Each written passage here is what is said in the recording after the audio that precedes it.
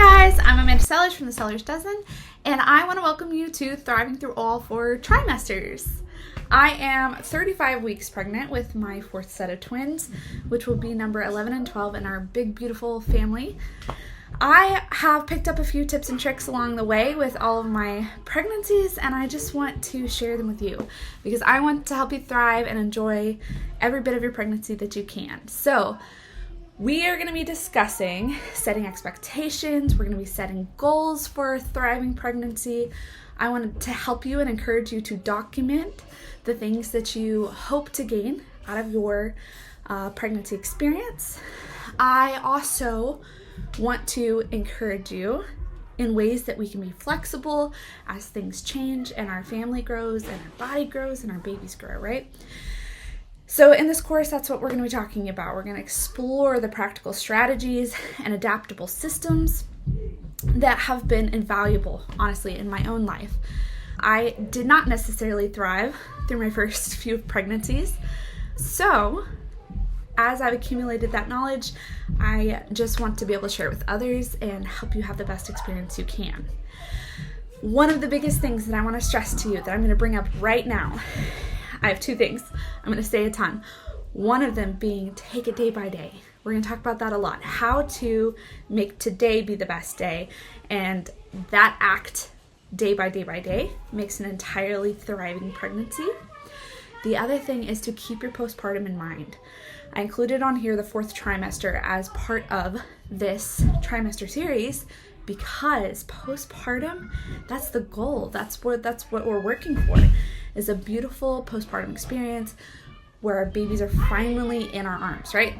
And so having a plan for postpartum pregnancy, postpartum after pregnancy is all something we're practicing here as we plan day by day by day to thrive through this entire pregnancy. I mentioned I have 10 kids, which I'm sure you can already hear are quietly and calmly homeschooling in the other room. So if you hear them, that's my family. Thank you guys for being here. I'm so excited to go on this journey with you and just be a part of the life you are growing and the experience you are having. So thanks again for being here. All right, mamas, we are in lesson 2. We are going to be discussing building a supportive routine. I think routines are just absolutely crucial in a home environment. I am a neurodivergent ADD person who needs routines but also needs flexibility because sometimes those routines just don't quite work for how my brain is functioning that day, which is perfect practice for being pregnant or having lots of children or having one or two little ones who fully and completely depend on you all of the time. I'll go ahead and acknowledge that since I brought it up. For me, having a bunch of kids is sometimes way easier than one or two little ones because they are independent, because they look up to each other and see how to do things on their own. They thrive in and desire independence, I think, whereas moms of 1 to 2 to 3 little ones, 3 was fun too. That was an experience. They're looking at you. They're not looking at siblings. They're not looking at others to figure out what to do with their time in their day. They're looking at you all of the time, which is such an incredible blessing and opportunity to be in, but I know it's hard. So let's talk about setting routines, and I have a really important tip for you. This tip is to establish at least 2 different specific routines. I want you to establish a productive day routine and a lazy day routine. I know lazy means something different to everybody. Lazy day, you might have an entirely different image in your lazy day than I do.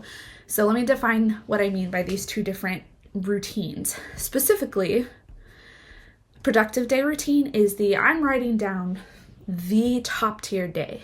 I have got the best sleep, everybody's cooperating, everyone feels great. This is my go-to plan of the goals I want to accomplish daily. I want to make time for whatever it is you find most important in what you would call a successful day, maybe self-care, your family and your homeschool routine, what kind of things you might want when it's I have a little more time for a big experiment, or we were going to watch a movie, a specific historical movie together as a family, and we were going to do an event. We were going to go on a field trip to a museum or something like that. Okay, you have the examples. Whatever it is to you, when you imagine the most productive day, attainable, let me point that out, attainable day, go ahead and write that down. This is what we're calling our productive day routine. This is I want this to be the kind of routine I have every day when everything's going good and best and well. Okay? So go ahead and write that down. I'll meet you right back here. We're going to talk about crafting our lazy day routine. All right, we are crafting our lazy day routine.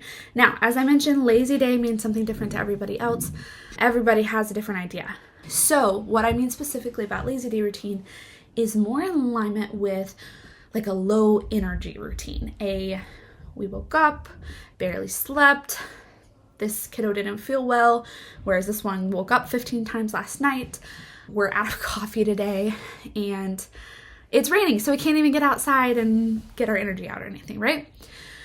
Whatever the situation is, a couple other names that you might call it is like a gentle day, or a light lift day, a slow and steady day, right? A day that did not optimally go the absolute best way possible, and we still want to be productive. Okay, so we're going to define our lazy day essentials, the things that are most important to having accomplished the important things. So our necessities. If you are homeschooling, that means we're talking about bare minimum math and reading activities, right? We are talking about our self-care maximum is like we got our teeth brushed, right? I want you to think of like the most bare bones things that have to be done in a day for you to consider that day a success, knowing that we are always going to have more time, throw in a load of laundry or whatever else in the future, but we need an idea for what happens on the days we wake up and we just can barely function. That way, when those days happen, because they inevitably will, we have a list, a go-to list that we look at and we say, I did get this list done though. It doesn't look huge and productive. You probably can't point around the house and see a million things I've done. You probably can see a million things that need to be done, but that's okay, because this was intentionally and decidedly a low energy day. Okay? Because we need those. Those are important and they're going to happen. So we want to be prepared for those just as much as we want to be prepared for a big, productive, beautiful, got everything done, I'm a superhero type days. Okay? So write those down. What is the bare bones necessities?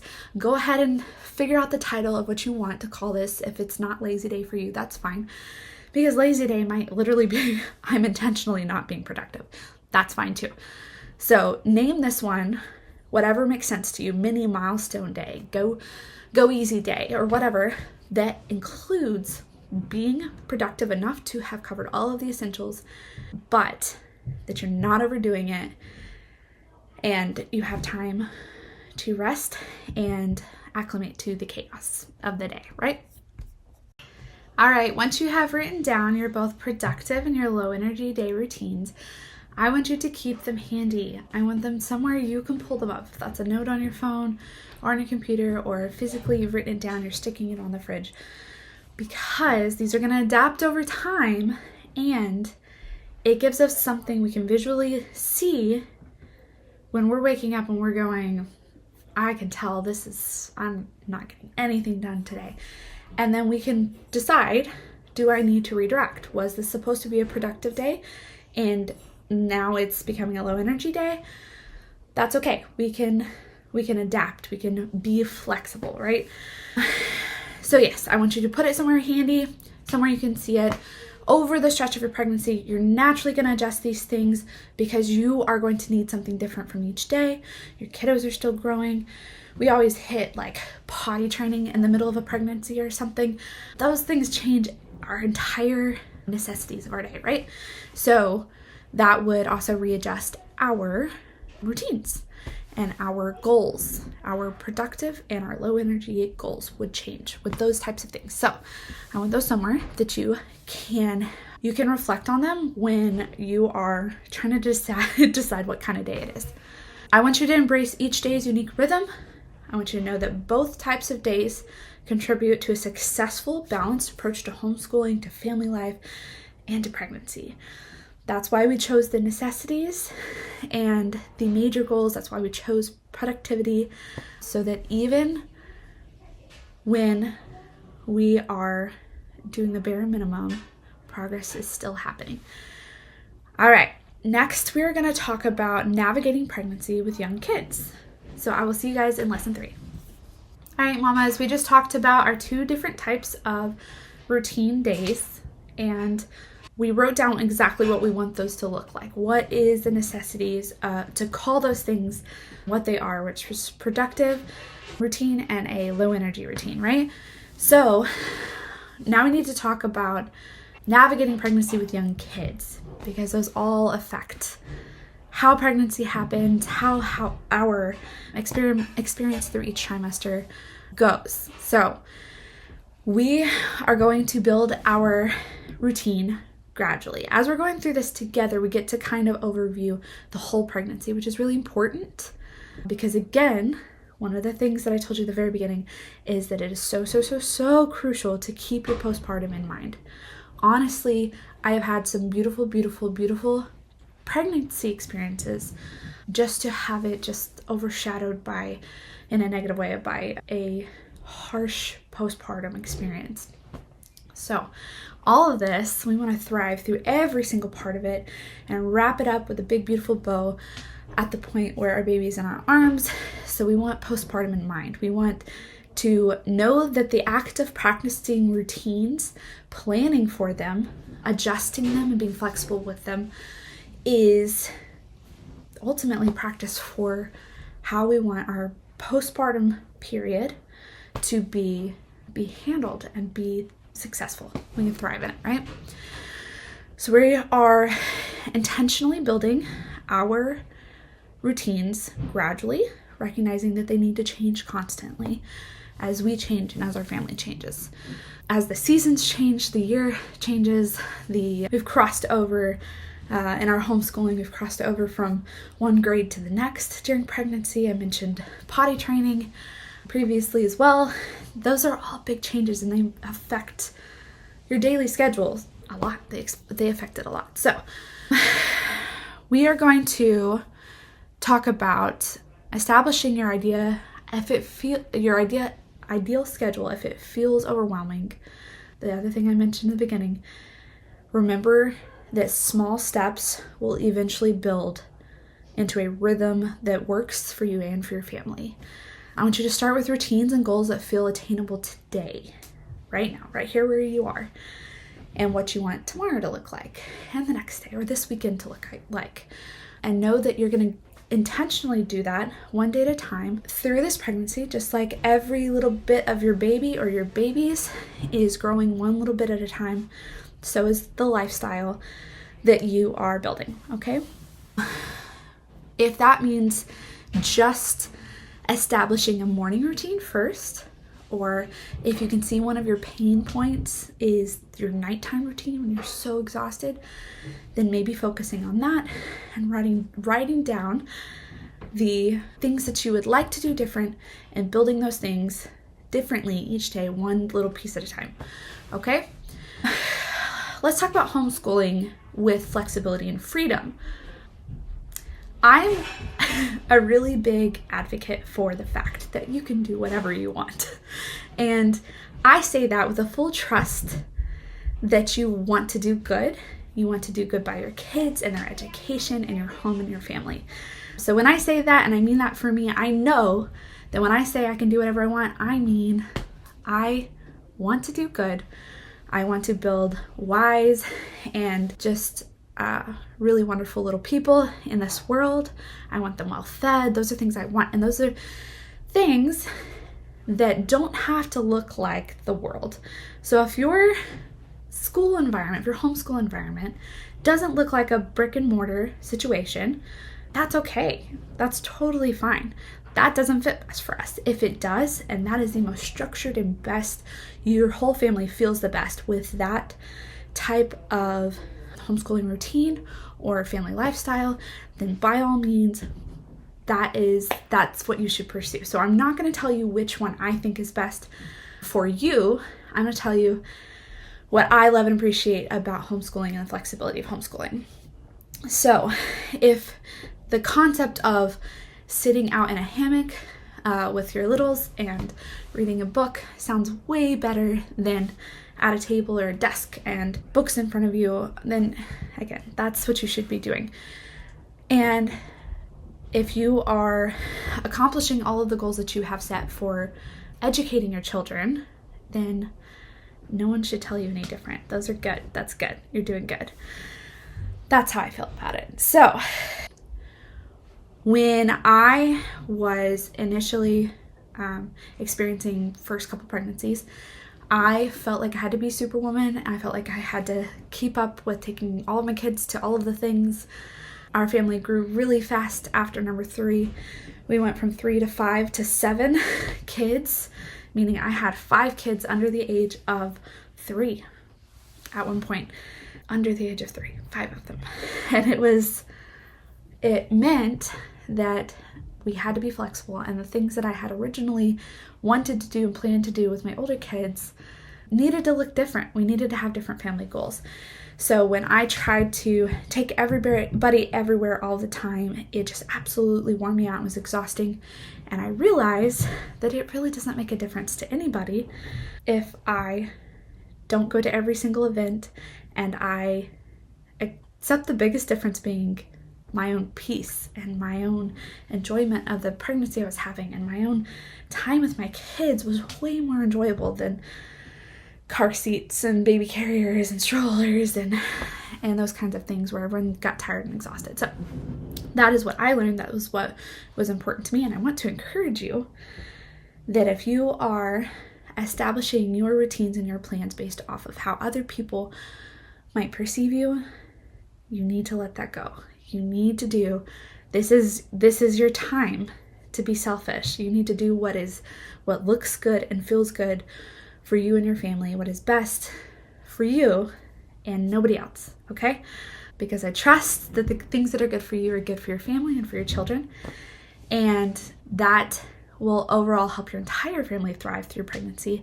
Most importantly, it will help you thrive through your pregnancy. So we are going to be flexible and be intentional with scheduling our routines and our homeschool and our family chores and our routines as far as outside of the home.